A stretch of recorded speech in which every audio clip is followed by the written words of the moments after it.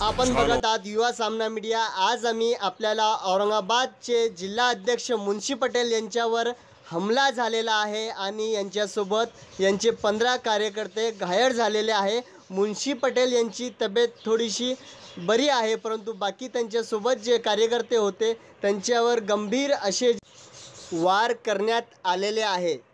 Police विभागाच्या तर्फे माहिती मिळालेल्या वरिष्ठ अधिकाऱ्यांकडून असे माहीत झाले की पुंडलिक नगर या भागात त्यांचा जुन्या काही वादावरून, राजकीय वादावरून भांडणं झालेले आहे आणि पुंडलिक नगर पोलीस स्टेशनमध्ये या संदर्भात गुन्हा नोंदवलेला आहे।